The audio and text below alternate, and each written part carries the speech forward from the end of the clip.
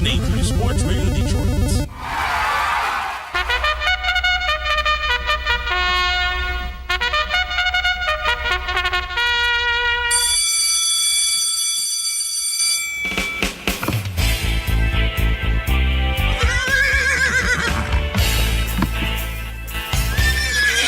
Sports Radio Detroit is proud to present, in association with Detroit Sports Media, the Whip and Neigh podcast here on sportsradiodetroit.com SRD, with your show host, Pete Spivak of Detroit's 1130 WDFN The Fan, Ryan Dickey of Firehouse Racing Stables, and Dana Garuder of Baseball America. And now here are your hosts, Pete, Ryan, and Dana. Well, there it is, Dana, our new open there for us on our show, and unfortunately we don't have Ryan Dickey here with us today to experience our new open there, but there you go. Welcome into the Whip and Neigh podcast here on sportsradiodetroit.com SRD in association with DetroitSportsMedia.com. I am one of your show hosts, Pete Spivak of Detroit's 1130 WDFN The Fan, and with me is Dana Garuder of Baseball America, who's also a racing handicapper. Welcome in, Dana. How you doing, buddy? I'm doing super. Great, my friend. Great. Well, unfortunately, I don't mean to start our little show off on a, well, actually, real quick, two sad notes to start the show off. One sad note is that Ryan Dickey of Firehouse Racing Stables is not with us this evening. He's having a pleasant dinner in Kentucky, so I hope he enjoys that. That's one piece of sad news to pass on. And then the other actual sad news to pass on quickly, out of respect, I want to let everybody know that New Orleans Saints and New Orleans Pelicans owner and avid horse racing fan and owner of horse races, Tom Benson, passed away earlier today at the age of 90. He was in hospice care at a local hospital in New Orleans. He passed away peacefully with his wife by his side, so that's at least some good news. Horses of note that Mr. Benson actually owned, Mo Tom and Tom's Ready, of the which were Derby contenders, I believe 2 or 3 seasons ago. So I just wanted to pass along that note. Again, New Orleans Saints and New Orleans Pelicans owner Tom Benson passed away at the age of 90 today. So our thoughts and prayers go out to his family. Again, remember the horses Mo Tom and Tom's Ready. Dana, anything to add over there? Well, I just that Tom had quite a life there. I mean, he lived till he was 90 years old, and obviously he enjoyed himself because he owned 2 major sports teams. He got a chance to win the Super Bowl. Didn't win an NBA championship, but certainly the Pelicans have become a pretty good team, and I'm sure he loved his horses. And so, let's all have as full a life as Tom Benson. Well, I hear you on that. That's a definite good point. He did live a heck of a life, especially when you have enough money to own 2 professional sports teams. That's that's a lot of money. So definitely a big loss to not only the sports community and not only to the city of New Orleans, but a big loss as well to the horse racing community. I guess that an equivalent to Tom Benson passing away is like Mike Ilitch passing away here in the Detroit area. So. I would agree with that because obviously Ilitch owned 2 sports teams and he was kind of obviously an icon in this area. Tom Benson was the same way down in the New Orleans area. Definite. So to our fans in the Big Easy, many condolences and thoughts and prayers with everybody. And what we do here, what Dana and I, and usually Ryan, what we do here on the Whip and Neigh podcast is we break down the prep race schedule, which leads to the Kentucky Derby, the first Saturday of May. Now, American, European, and Japanese horses all compete for the 20 gates available at the Kentucky Derby, and they all race a prep race schedule, and that schedule runs from September through April. All prep races award points to the top 4 finishers, and the top 20 horses with the most points will earn a gate at the Kentucky Derby. 18 American horses, 1 spot for the Japanese champ, and 1 spot for the European champ. Also, the Derby will now make sure to supply at least 4 also eligible horses if needed. And so, like I say, we break down all those prep races. So we had 3 prep races last week: the Gotham, the Tampa Bay, and the San Felipe. Dana, instead of me just going one race at a time, I'll just toss it over to you for your overall breakdown of the entire last weekend. How did you think that it played out? Pretty much to form in terms of which race was the biggest of those 3. I mean, the big race there was the San Felipe, the rivalry, or the developing rivalry, between McKenzie and Bolt d'Oro, and it lived up to its billing as they fought it out down the stretch. There was a very questionable DQ of Bolt d'Oro in that race, but the bottom line is both of those horses are solid contenders for the Derby, and they reaffirmed that by their race there. We might see them both race each other again in the Santa Anita Derby before the Derby. But I think the biggest and most impressive was Bolt d'Oro, because he has a very unknown trainer in Mick Ruiz, and nobody was quite sure how that horse was going to come out of the gate for his 3-year-old debut. He was fantastic and ran a winning race, and McKenzie was right there. So I think those are two horses to watch, obviously, going into the Derby 2 months from now. The other two races weren't quite as exciting, but I think we both liked Entice in the Gotham, and he did run a much better race than he did down in Florida and won that race. Won it fairly easily, beat a long shot speed horse who finished second in that race, but the speed figure didn't come up all that high. And similarly, in the Tampa Bay Derby, we actually had a big upset there with a horse called Quip that I don't think anybody, any of the trio last week mentioned, but this horse was making its 3-year-old debut and obviously improved leaps and bounds and won that race. I think along with the surprise of Quip, there was disappointment there. A couple of the horses that looked like strong contenders just didn't run well, especially the Pletcher horse, Vino Rosso, who just backed up in the stretch, really didn't show anything. One other horse we might want to mention, even though it wasn't a prep race, is Bob Bafford's horse Justify. Ran a second lifetime start and ran a big race and an allowance race at Santa Anita on Sunday. Earned a big speed figure, and that horse is high on a lot of people's lists of Derby contenders, but he has no points, so he's going to have to either win or finish second in one of the major prep races, or else he won't be able to get into the race. So that was another horse that you might want to tab. And with that, I'll throw it back to you. Well, very good there, Dana. I'm going to start with the Gotham from last week. That was the race that I called the winner. Enticed was the winner of the Gotham. He paid $880 to win. He was followed by the 7 Old Time Revival and the 6 Free Drop Billy. Now, the 9 Enticed is of the same bloodline as Bolt d'Oro. They are both fathered by Medaglia d'Oro.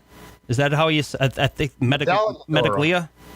I think it's Medaglia. Medaglia, sorry. Medaglia, I'm pronouncing the G and I'm not supposed to. Medaglia Oro. That's the father of both Enticed and Bolt d'Oro. Enticed raced his best race in the Gotham. It was only a mile in distance, but he did extremely well in that distance. He had distance to go, and he had strength left over. So I think that Enticed made his statement. We're going to get into the top 20. You're going to see how close Enticed is to the top when we get into that top 20. But I do like Entice's win, making a statement at the Gotham. Now over to the Tampa Bay Derby. Again, you mentioned none of us had Quip, the 10 horse. He won at 19-1, paying $40.20 for the win. He was followed by the 5 Flame Away and the 8 World of Trouble. Flame Away being a horse that all three of us seem to like, especially Ryan Dickey. But unfortunately, that was not good news for us. But Quip making a statement that he is not an underdog and he does want to compete, especially winning at a mile and 16th. And then Bolt d'Oro via disqualification. And I hate that word disqualification, because if you're disqualified, you should be taken out of the race completely. But McKenzie sort of drifted into Bolt d'Oro down the stretch. And so McKenzie was dropped to seconds, even though McKenzie won by a nose, basically. They awarded Bolt d'Oro the win at 6-5 and McKenzie at 1-1. So McKenzie basically did beat Bolt d'Oro heads up. And then my pick for that race finished third, Kanthaka, who was coming up late, but unfortunately was too far back at the start of the race, and that was my concern when I saw the start. I'm like, yeah, he doesn't have enough to catch up, and sure enough, he did not. But I do like how Bolt d'Oro and McKenzie race, but they can both be beaten by Enticed. I think that was proven at the Gotham, so we'll definitely see as we approach the Derby. But let's get into the top 20 rundown here, Dana. And before we do that, I would like to remind everyone to log on to sportsradiodetroit.com SRD and check out the 2018 edition of Detroit's favorite female personality. Last year's winner was Jackie Page, and can she repeat? Well, we'll find out. The 4 brackets are Wayne, Macomb, Oakland, and Washtenaw. Cast your vote for your favorite female personality at sportsradiodetroit.com SRD. So now back to the Whip and Neigh podcast, and real quick as we get back into it, do you have a favorite Detroit female personality? I would not reveal that because I don't want to hurt anybody's feelings. I know too many of them. I got you. You're playing the political button there. That's right. All right, buddy boy. Well, here comes the top 20, Dana. That's what you and I and our listeners are concerned about. Running down here, the top 5. Bolt Doro with 64 points, followed by Enticed with 63 points. Bravazzo with 54. Promises Fulfilled at 52. And Quip now is 50. Again, that rounds out the top 5. And here comes 6 through 10. Mackenzie is number 6 with 40 points. Good Magic has 34 points. Flame Away with 30 points. Firenze Fire with 29 points. And Free Drop Billy with 24 points rounds out the top 10. Here comes 11 through 15.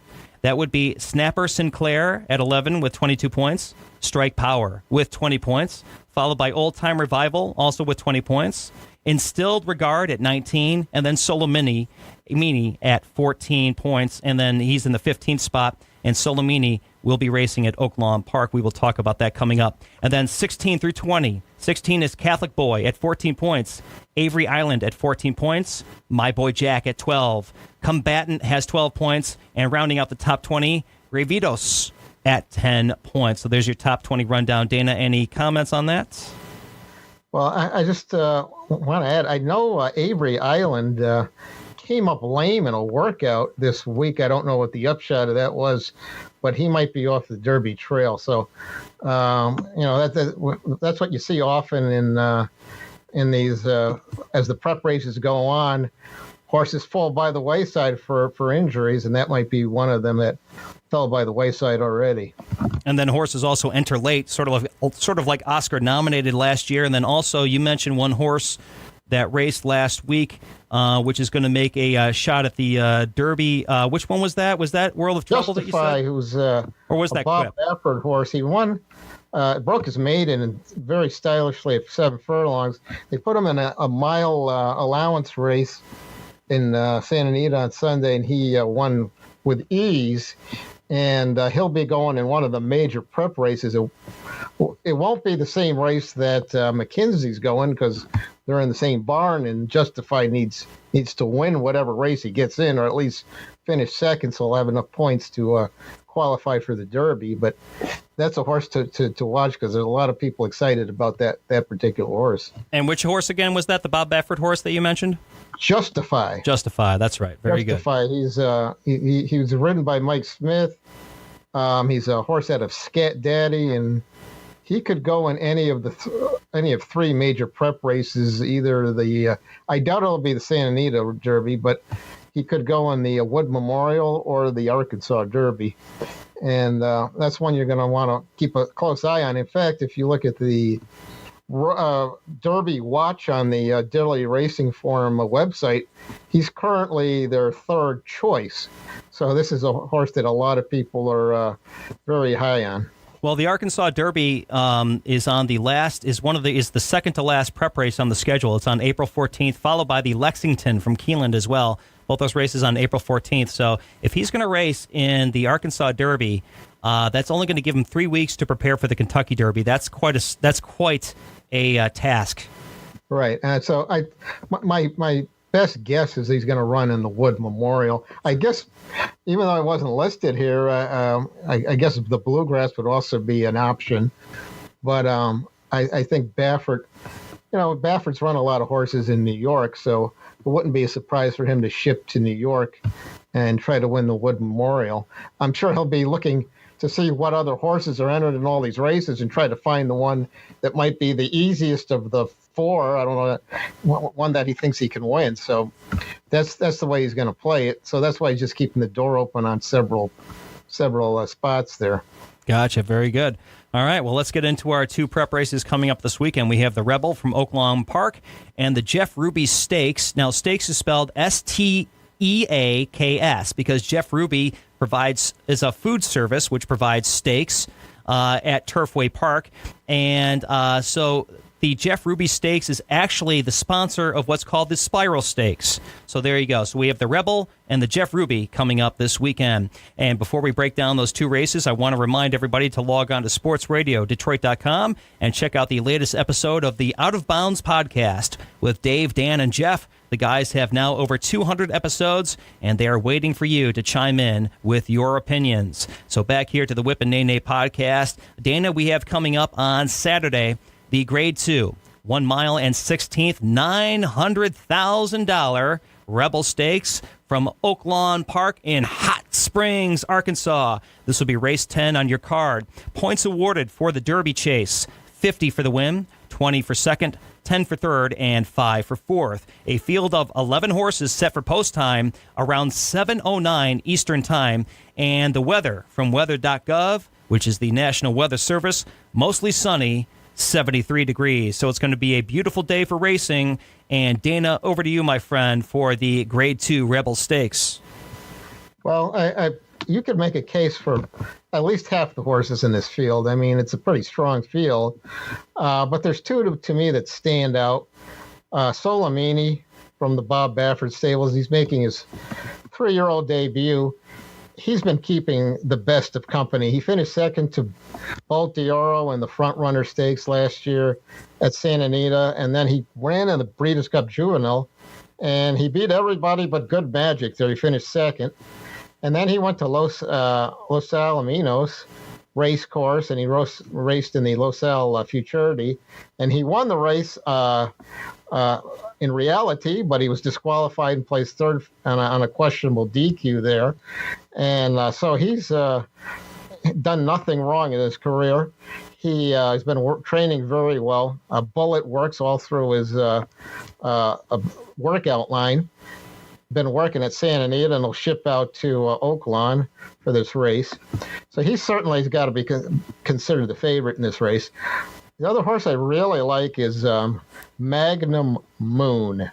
Todd Pletcher horse who just started his career in January at Gulfstream Park. He ran in a 6-furlong maiden race, and he won by 4 lengths. And then they put him in a race at Tampa Bay around 2 turns. They never asked this horse to run in that race. He just kind of cantered along, did just enough to win the race. They never went to the whip. He was never hard urged through the stretch. He's got plenty in the tank and a lot of upside. So I see this horse as being maybe the most talented horse in this race, and now he's getting tested for class in a stakes race. There's 2 long shots that I like in this race, and they're both trained by Steve Asmussen, one of the great trainers in the world. The horse on the rail is called Tidal Ready. He improved dramatically with blinkers on, showed a lot better speed, and he drew the rail, so he's going to go to the front. Could be very dangerous at Oaklawn because speed holds up very well at the Oaklawn track. The other horse that has some good odds, at least in the morning line, is Combatant. Another Steve Asmussen horse who finished second in the Southwest Stakes, yet I believe he's listed at 10 or 12 to 1 in the morning line. He certainly could make a good run in the stretch. Caught a muddy track last time in that Southwest. Might prefer to be dry, and it looks like it's going to be dry for Saturday's race. So that's the way I see it. I see 2 favorites, or two of the favorites with Magnum Moon and Solomini. I think they'll run 1-2, and one of those Steve Asmussen horses will run run in the third spot. So I will toss it back to you. Very good, Dana. Well, you heard Dana Garuda there, so I'm going to give you the breakdown of the storylines. Solomini only has 14 points in the top 20 right now. He sits in the 15th position. Judging by past experience, you need at least 30 points to make the Kentucky Derby field. This is supposed to be Solomini's. This is the one that he's going to clinch his bid to the Kentucky Derby. At least that's what they're going to try to do with Flavian Pratt, jumping on the back as usual for trainer Bob Baffert. So I do like Solomini being the morning line favorite at 5-2 because he needs the points to compete.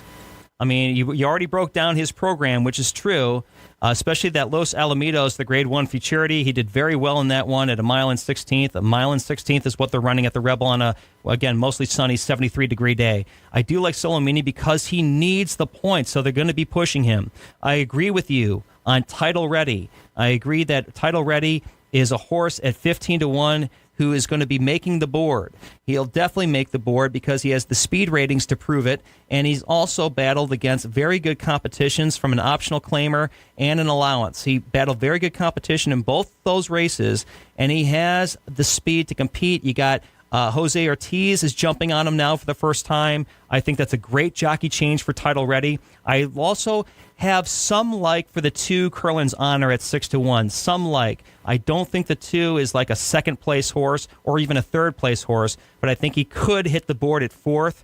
So, again, I do like the 3 Solomini, but agreeing with you also, I love Combatant, the 10-horse, Combatant at 12-1. I think if there are going to be 3 horses who have a chance to win this race, it's going to be the 3 Solomini, the 4 Magnum Moon, because I agree with you there, Dana, and the 10 Combatant at 12-1. Those 3 horses, I believe, are the only 3 that have a chance to win this race. So I'm going to play with the following numbers: 1, 2, 3, 4.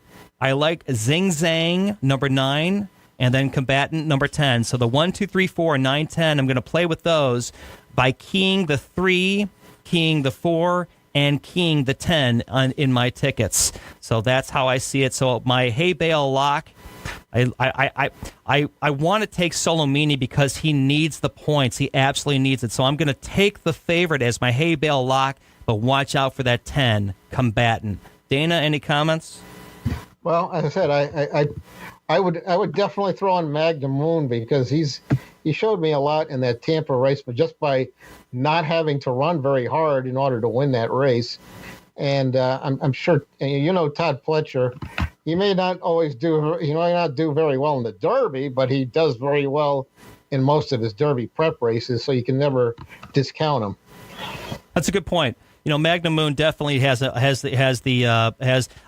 do like him. I just didn't think that he'd be a winner, but you are sort of convincing me here because if you look at his program, he's got those 2 races, and it's that mile and 40, the 2-turn race that he ran the last time out, the optional claimer at 75,000 with Luis Saez on board. He won by 2 lengths, and he had plenty of room to go. I agree. I think Magnum Moon, okay, I agree with you. I think that it's going to be either the 3, the 4, like I said, the 3 or the 4 or the 10. I really do like Magnum Moon as well, my friend. So, any other comments on the Grade 2 Rebel Stakes? The only thing I would say of note is it's interesting. One of the other favorites in this race, and you can't play them all, obviously. One of the other favorites in this race is called Sporting Chance. He's a D. Wayne Lucas horse making a second start. He actually finished 3rd in the Southwest Stakes, kind of hung in there pretty tough. But the one thing that really is notable to me is that John Velasquez is riding for Lucas. I can't remember him ever riding for D. Wayne Lucas, at least not in recent years. And it's kind of interesting that Saez was riding this horse, jumped off him, and stuck with the Pletcher horse. And that's another reason why I like Magnum Moon. Saez must really like Magnum Moon because he jumped off Lucas's horse to ride him. And Lucas's horse is, I believe, 3 or 4-1 in the morning line. Just throwing a little rebel yell underneath you there. Yeah.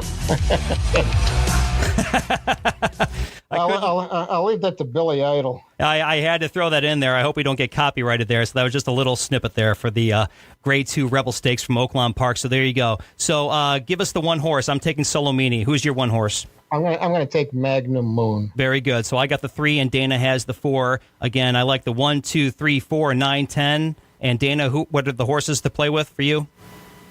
Pretty much the same ones as I mentioned. Obviously, I like Solomini. Right. And I like 2 of the Asmussen horses, Title Ready and Combatant. Gotcha. Very good. Okay, and before we go on to our next race, I'd like to remind everyone to check out the SRD Roadshow on Saturdays, and the gang talks about the latest sports topics, and they welcome in guests and reporters as well. So definitely check out the SRD Roadshow every Saturday on Sports Radio, Detroit.com, SRD. And back to the Whip and Neigh podcast here as we, Dana and I, move on to the Grade 3, 1 mile and an eighth on the turf, by the way. $500,000 Jeff Ruby Stakes, the Spiral Stakes from Turfway Park in Florence, Kentucky. This will be race 10 on your card, and also at a mile and an eighth. This will be the first race that goes over a mile and 16th on the prep race schedule. Points awarded for this race are 20 for the win, 8 for second, 4 for third, and 2 for fourth. A field of 12 horses, post time around 6 o'clock Eastern time. And check out this weather report from weather.gov. Freezing rain in the morning, 40% chance of showers in the afternoon, diminishing late and moving out as the evening approaches. But basically, it's going to be a wet, cold day. Now, post time is 6 o'clock, so maybe the rain will have moved out by then, but the damage will be done to the course, especially with 9 races in front of them. Dana, over to you with that weather report, and no clear-cut favorite in this race, folks. By the way, we have 4 horses at 6-1 and 2 at 5-1. Those are your favorites. Dana, over to you, my friend. Okay, well, this race will be a run over to the synthetic track. I don't know how the rain's going to affect a synthetic track. I don't know what happens when it rains at Turfway Park, and if that affects it. It's not really supposed to affect the synthetic as much as a turf course or a regular dirt course. Real quick, I didn't mean to interrupt you. I did say on the turf, and I meant synthetic, so my fault. I apologize to all our fans listening. Go on, Dana. Sorry about that. Yep. But what you'll see with the synthetic stakes races that you'll see a lot of turf horses in these races, because usually turf form translates over to synthetic much better than conventional dirt racing does to synthetic. There's horses that compete at Turfway Park and places like Woodbine where you don't see their form translate onto regular dirt surfaces. So that's why you see a bunch of usually turf horses in these races. And this is a wide open race, and it usually is. But the one horse that kind of sticks out to me is another Todd Pletcher horse, and it's called Pony Up.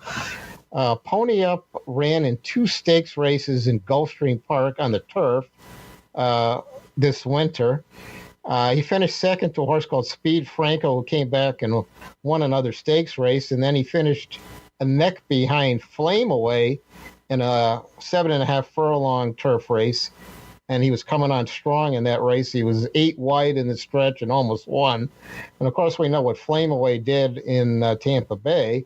So this is a quality horse. They put him on the dirt the last time out, ran him in the Holy Bull, and he did not run well there. So he's obviously prefers turf, and I would believe would prefer a synthetic track. So that's why I'm looking at that horse as my top choice. You could pick pretty much any of the other horses in this race and make a good case for them, because they're all pretty evenly matched. I'll mention a few of them. Cash Call Kitten has won both of his starts, hasn't really run big speed figures, but Michael Maker has really done well in this race. He's won this race 3 of the last 4 years with long shots, so you have to really pay close attention to this race. The other thing you might want to note is that Tyler Gaffaleone is riding this horse. He's usually the top rider in Florida, and he's taking off all his mounts in Florida to ride this horse. So I would definitely take a long look at Cash Call Kitten. Michael Dickinson is another top-notch trainer who's gotten back into the training business in the last few years. He's got a horse called Archagelos, who won a stakes race at Woodbine. So he's certainly a horse you might want to throw in. Haze It is another Todd Pletcher horse with some speed. And if the surface turns out to be speed favoring, this would be a horse who might be able to go wire to wire, or at least hang in for a share of the purse. And one other horse I'd like to mention is the outside horse called Arawak. And the only reason I think he might have a shot is that Wesley Ward has been smoking hot at the Turfway meet. He and the jockey, Garcia, have won 50% of their races where he's used Garcia. And that's not just out of a small sample size. That's out of 44 races. They've won 22. That's almost unheard of. So I think you have to give Arawak a shot in here as well. So basically, I like Pony Up the best. And then you could throw in about 4 or 5 horses: Cash Call Kitten, Haze It, and Airwalk, and maybe even Archilagos. So now I'll throw it back to you. You got it, Dana. I agree with you on your assessment. It's a wide open race. I did look at Pony Up. He's obviously one of the 6-1 horses that I mentioned. Pony Up being the 4-horse morning line at 6-1. I do like what he brings to the table. One of the horses I was looking at was also the 3 Archilagos or Archilagios, whatever it is. You pronounced it one way, I'm pronouncing it another. We're both not Greek, but I like the 3 at 6-1 Archilagios because he does have that experience in grade. He had the grade 3 gray. He did very well in that, winning by 2 1/4 lengths at 1 16th with Hernandez on his back. I really like the 3 in this race. I'm also, one of the things I was looking at this race because of the weather report that I gave, with it being with a freezing rain in the morning and a 40% chance of showers in the afternoon into the evening. I really, having experience, and I know they're on the synthetic, I really think that it might be a day, especially with the cold temperatures, where it's going to be, you're not really going to have many horses charging from the back. So I like a lot of these mid-pace horses to have chances. So I like the 3 Archilagios because he really likes to sit around 4th or 5th and strike late. And that's exactly where I would like to have one of my horses on a wet day like that. I also like the 5 Magical Meister. Now, Magical Meister with John McKee on the saddle. Magical Meister coming off a nice half-length victory at 1 16th at the John Battaglia, $75,000 stakes. He won by only a half a length, but that was at 1 16th as well. He did very well in that race. I like John McKee being on his back. I also like the 10 Zanesville at 12-1. I think the 10 Zanesville you got a brand new jockey on him, and he did. If you look at Zanesville line from December 17th, he raced in his maiden where he won his maiden. He was racing in the slop for his maiden at 1 16th, and he won by a length and a half, only at a 63 speed rating. Now, again, that was a 1 16th maiden special weight at $38,000 in the slop where he won. So he's a slop horse. I like Zanesville, the 10, and then I also like 11, Ride a Comet. Now, Ride a Comet is one of your 5-1 favorites. He's the 11 horse because, again, in the slop on that December 17th race, Ride a Comet actually beat Zanesville in that race. I'm sorry, a correction. They both ran basically the exact same type of race on the same day, but at different times. And the way that Ride the Comet won his race also by a length and a half in the slop, it's just beautiful. And I really think that Ride a Comet and Zanesville, the 11-10 combo, is what you're going to be looking at for the grade 3 1 1/8 on the synthetic, the Jeff Ruby Stakes, the Spiral Stakes from Turfway Park. I really like the 10 Zanesville and the 11 Ride a Comet. I also like Ride a Comet. I also like the 3 Archilagos at 6-1, and I like the 5 Magical Meister at 12-1. Any comments there, Dana? Well, another noteworthy thing about Ride a Comet is he won a turf race right after that at the fairgrounds pretty easily, won by 3 lengths. And his sire, Candy Ride, is well known for breeding horses that can run on a synthetic. He might be the best synthetic sire around. So that's another thing that might appeal to you about Ride a Comet. He's got the breeding to actually run on this surface. Yep. I do. I like it. I really like the 11 Ride a Comet. So I'm going to key the 11 Ride a Comet. We both keep saying Comet. I can't say Comet like Haley's Comet. Ride a Comet. The 11 horse at 5-1. I'm going to key him over the 3, 5, 10. I also want to key the 10 over the 3, 5, 11. It's really an open race, folks. Again, keep an eye on the weather when you're determining how to bet this race, especially if you're going to bet a pick 4. You really just watch the weather on this. This is the type of weather where breeding is important, and that's where Ride a Comet can come into play. Also, Zanesville as well. So keep an eye on both of those horses. So anything else to add? We got to sort of move on here, Dana, my friend. Well, I said you're exactly right. It's a wide open race.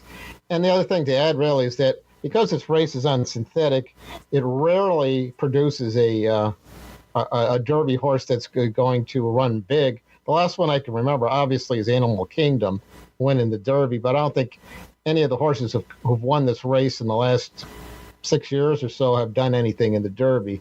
So usually this one doesn't really produce too many Derby winners or horses that run in the money. Right.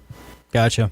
Well, very good, Dana. We are sort of running close to our time limit here, so let me get into the next show we have coming up next week. On Friday morning, we are going to release a show with another 2 races. We have the Louisiana Derby from the fairgrounds, and then we have on Sunday the Sunland Derby from Sunland Park in New Mexico. So you and I, and hopefully Ryan of Firehouse Racing Stables, will break that down next week. There you go.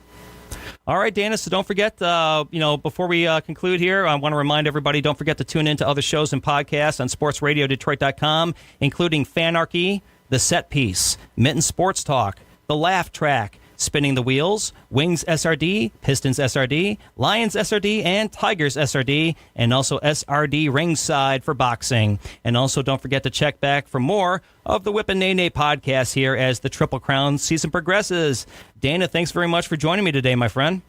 Yeah, no problem. Looking forward to next week. You got it, Dana. So Dana will definitely be back next week, and we'll hopefully have Ryan Dickey back with us as well. So thank you very much for listening to our show. Reminder, I am Pete Spivak of Detroit's 1130, WDFN The Fan. Find me on Twitter at Son of USFL Dad. And again, Dana, where can people find you on social media?